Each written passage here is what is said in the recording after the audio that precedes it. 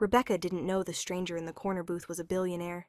She didn't know he'd been watching her for 3 nights, trying to decide if she was the answer to his desperate search, or just another dead end. And she definitely didn't know that serving him one last drink would unravel every secret she'd spent her life protecting. All she knew was that if she didn't get the bar closed in the next 10 minutes, old Frank would dock her wages again, and she couldn't afford to lose another dollar. The copper mug wasn't much, a squat brick building wedged between a laundromat and a pawn shop in South Boston. But it was hers in all the ways that mattered. She knew every stain on the bar top, every broken tile, every regular's usual order. She was wiping down tables when she heard it.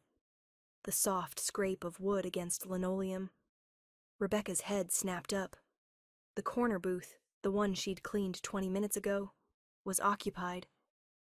A man sat in the shadows, so still she might have mistaken him for a trick of the dim lighting, if not for his eyes. Even from across the room, they caught what little light remained. Her pulse kicked up. The door was locked. She'd checked it herself, sliding the deadbolt home, which meant he'd been here the whole time, sitting in silence while she worked. "We're closed," Rebecca said, keeping her voice steady. She'd dealt with enough aggressive drunks to know better than to show fear. "You need to leave." The man didn't move. "One last drink." His voice was low, rough-edged, the kind that made her think of winter storms and dangerous things. "I said we're closed." "I heard you." He leaned forward slightly, and the light finally found his face. Rebecca's breath caught. He was handsome in that dangerous way, all sharp angles and controlled power, with dark hair and a jaw that looked carved from stone. But it was his eyes that held her. Gray, like steel in moonlight, carrying a weight she couldn't name. Exhaustion, maybe, or desperation, wrapped in iron control. "Please," he said, and that single word made her hesitate.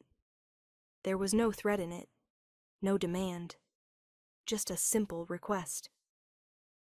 Rebecca's first instinct was to refuse, call the cops, grab the baseball bat Frank kept behind the bar. Instead, she found herself saying, "What are you drinking?" "Whiskey." "Neat." She moved behind the bar, hyper-aware of his gaze tracking her movements. Her hands were steady as she poured. She'd done this thousands of times. But something felt different tonight. When she brought the glass to his table, he wrapped his fingers around it without drinking, just held it, studying the amber liquid. She looked at him more closely. The set of his shoulders, the way shadows fell across his face. Recognition sparked.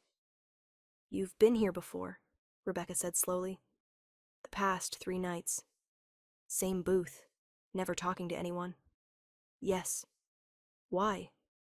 His eyes lifted to hers, and the intensity in them made her want to step back. But she held her ground. "I'm looking for someone," he said finally. "Well, there's no one here but you and me." Something flickered across his face. "May I ask you something?" Rebecca crossed her arms. "You can ask. Doesn't mean I'll answer." "Before we continue, please take 2 seconds to like this video." The corner of his mouth twitched, almost a smile, but not quite. "Fair enough." He paused, seeming to choose his words carefully. "Do you ever get impressions from things you touch? Images, feelings, memories that aren't yours?" Every instinct Rebecca had developed over 32 years of survival screamed at her to lie, to laugh it off as ridiculous, to play the simple bartender who knew nothing of the strange gift she'd inherited from her grandmother. But something in his expression stopped her. He looked like a man bracing for disappointment, but asking anyway. "Who's asking?" she said softly. "Someone who needs help finding his daughter."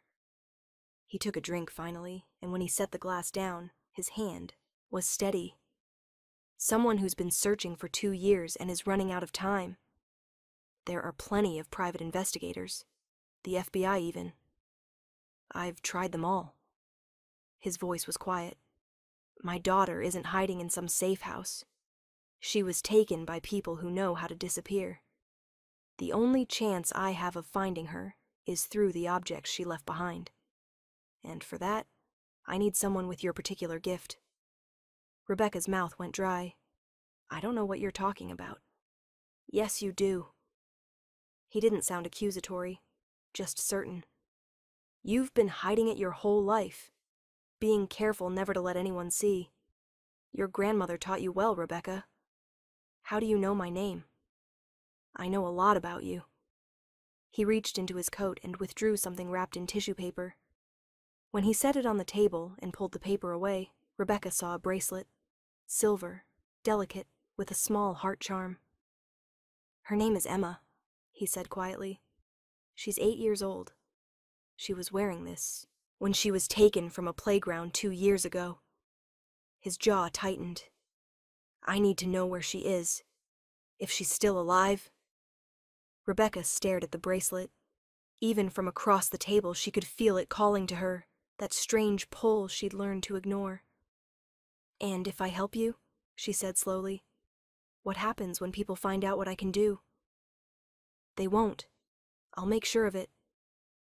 You can't promise that. Yes, I can. The absolute certainty in his voice made her look up. Because if anyone tries to hurt you for helping me, they'll answer to me, and I protect what's mine. Her world tilted. Who are you? Alexander Hunt. Rebecca's knees went weak. Everyone knew that name. Tech billionaire. Started with nothing. Built a fortune worth $20 billion. The man who could buy entire companies with a phone call. The man whose daughter's kidnapping had been all over the news 2 years ago. Why have you been sitting here for 3 nights? She whispered. You could have just, I don't know, sent someone to bring me to you. I could have, he agreed. But I wanted to see you first. See if the information I'd received was accurate. And I wanted you to have a choice. Rebecca laughed, sharp and bitter. A choice. A billionaire asks for help, and I'm supposed to believe I can say no? Something shifted in his expression. Hurt, raw and unguarded, flickered across his face before he shuddered it away. I'm asking, Rebecca. Not ordering. There's a difference. The vulnerability in his voice made her chest ache. What exactly are you asking me to do? Come with me. 5 days, no more. I have items from the kidnapping. Things Emma touched. Things the kidnappers left behind. I need you to read them. Tell me what you see. He paused. In exchange, I'll pay your debt to Frank. All of it. And I'll give you enough money to start over wherever you want. Rebecca's heart stuttered. Her debt to Frank was crushing. $8,000 her ex-husband had lost gambling 2 years before he left. She'd been working it off ever since, barely making a dent. With that kind of money, she could leave Boston. Start fresh somewhere Frank couldn't find her. 5 days, she said. And then I'm free to leave? Yes, you have my word. I want it in writing. A contract. Alexander nodded. My lawyer will draw one up tonight. You'll sign it tomorrow before we start. Rebecca looked at the bracelet again. Thought about an 8-year-old girl stolen from a playground. Thought about her own childhood, watching her grandmother hide her gift, terrified someone would call her a witch. 5 days, she said firmly, and then I want the money and my freedom. You have my word. He pulled a business card from his pocket. Be at this address tomorrow at 9 a.m. My driver will bring you to my estate. He stood, leaving a $100 bill on the table for a $7 drink. Thank you, Rebecca, he said quietly. You're giving me hope when I'd almost run out.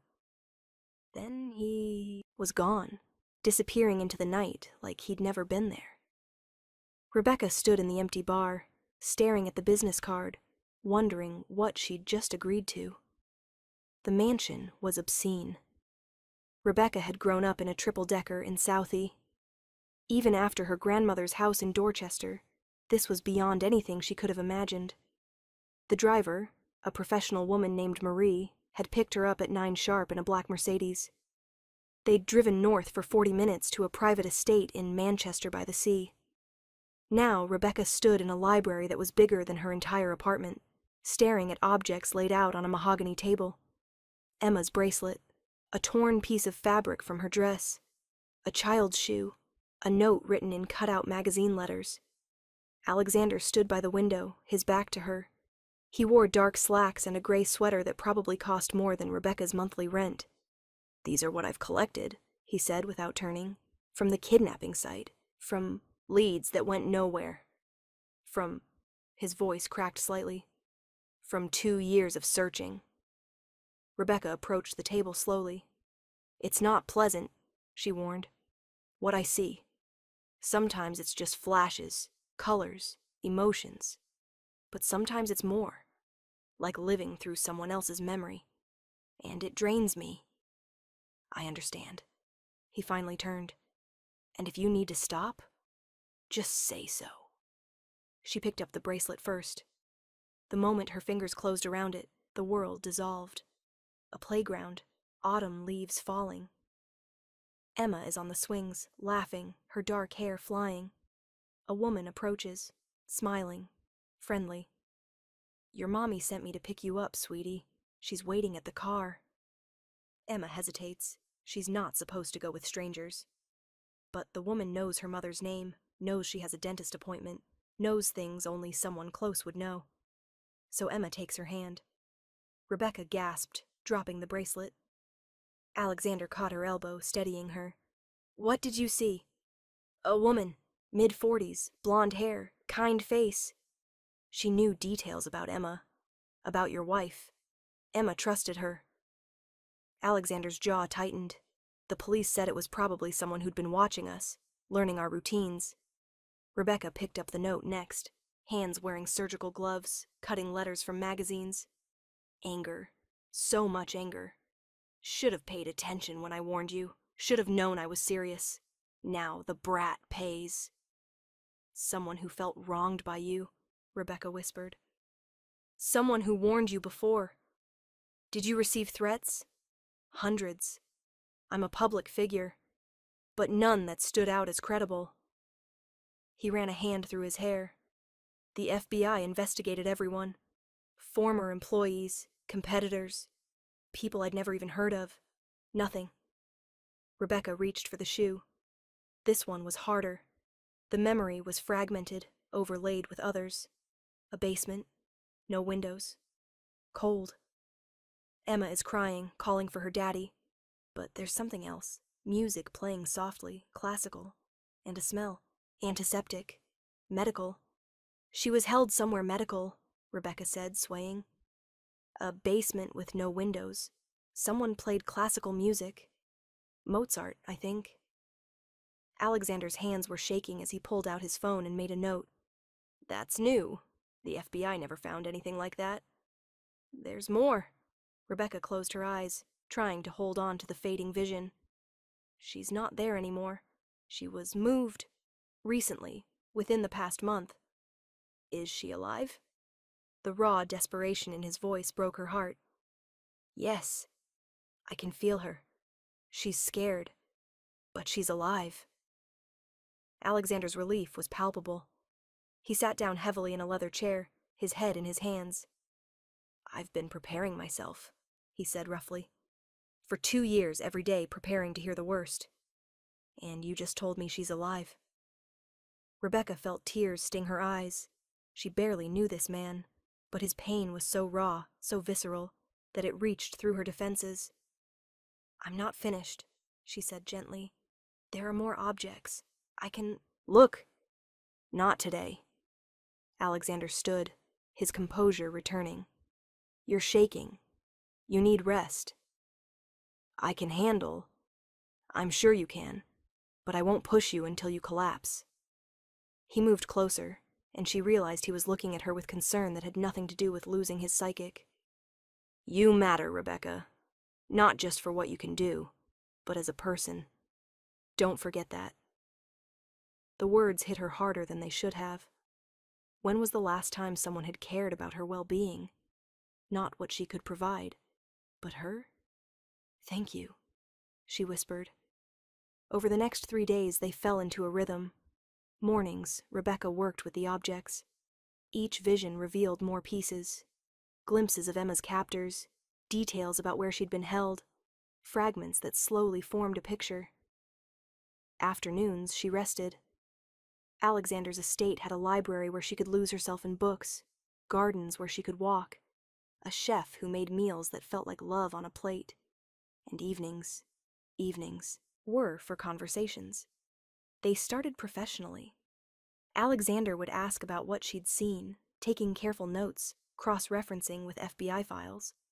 But slowly, they became more.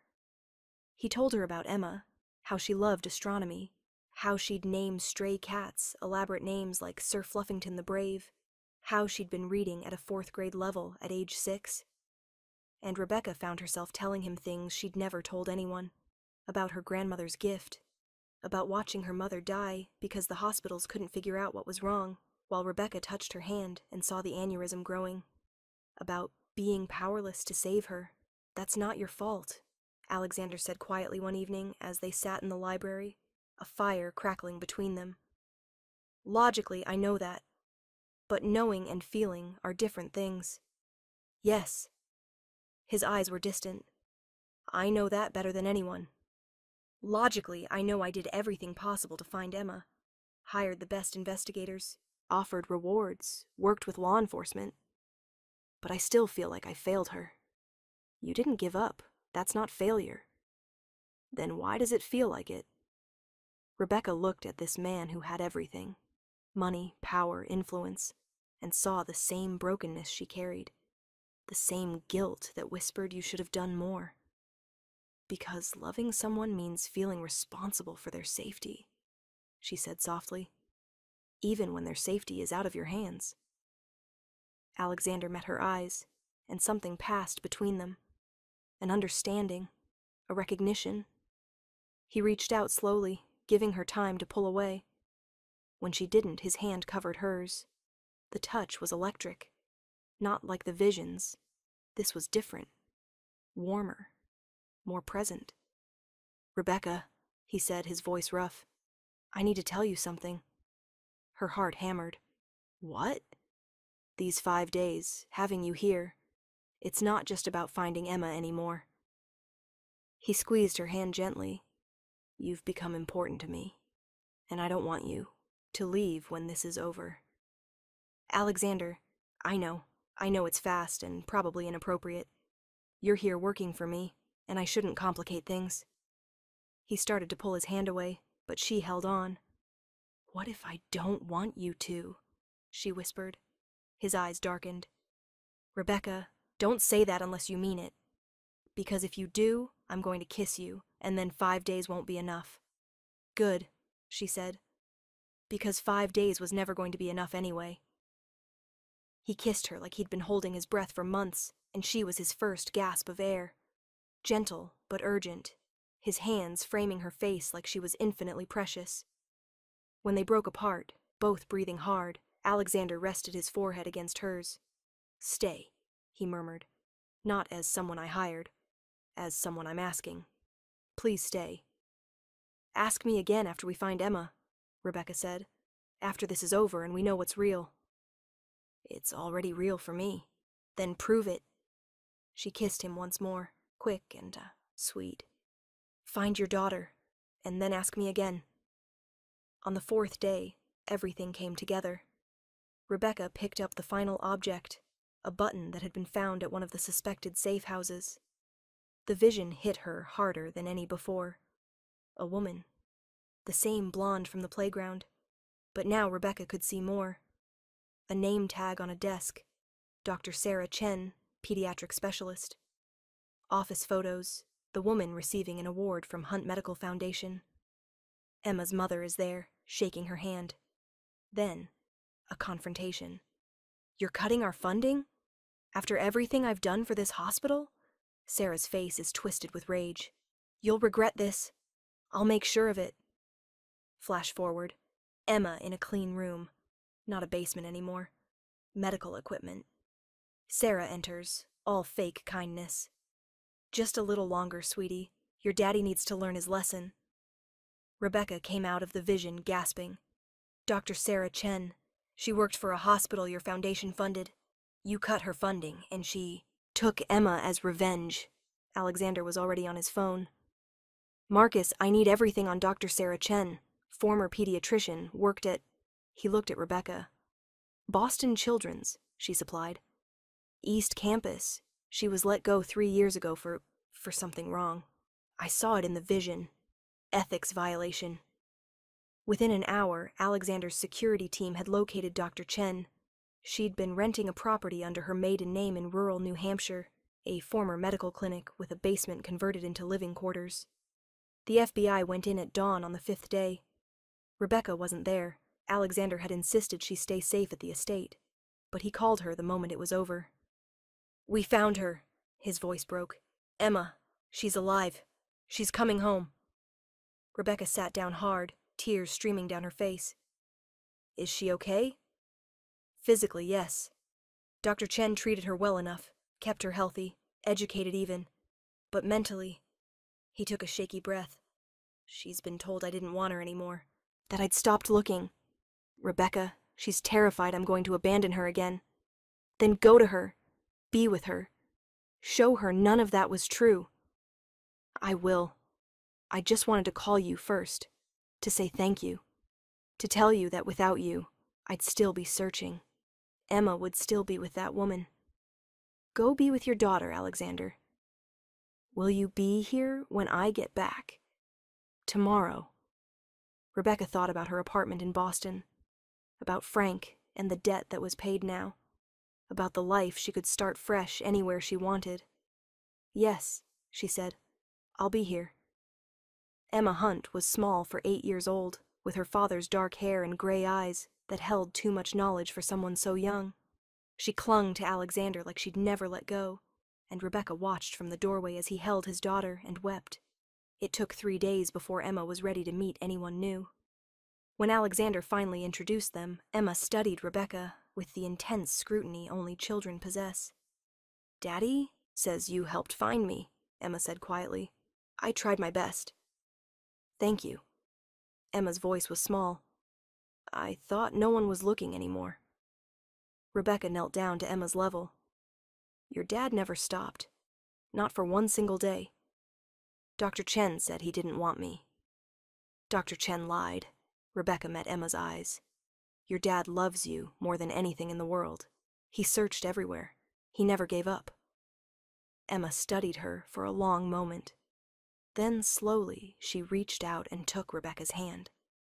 The touch was soft, trusting, and Rebecca felt Emma's fear beneath the surface, the terror of being taken again, of being unwanted, of this all being temporary. "It's going to be okay," Rebecca whispered.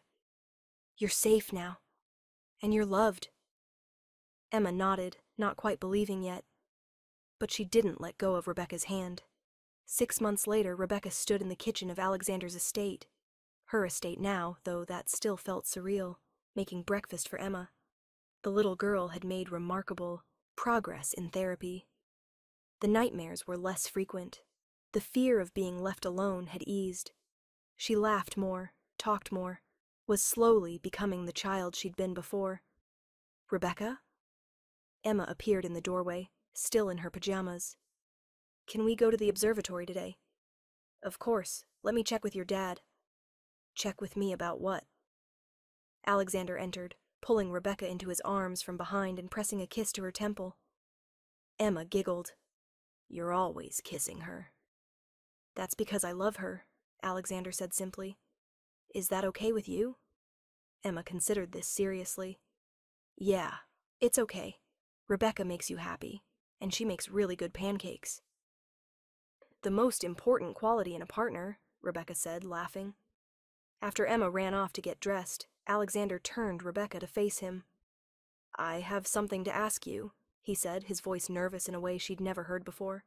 "What's wrong?" "Nothing's wrong. Everything's perfect, actually, which is why I want to ask." He took her hand. "Rebecca, these 6 months with you have been the happiest of my life. You brought my daughter home. You've helped her heal. But more than that, you've shown me what it means to be whole again." He knelt down, pulling a small box from his pocket. Rebecca's breath caught. "I know we haven't been together long by traditional standards," Alexander continued, but I've never been more certain of anything. Marry me, Rebecca. Be Emma's mother officially. Be my partner. Let me spend the rest of my life proving you made the right choice.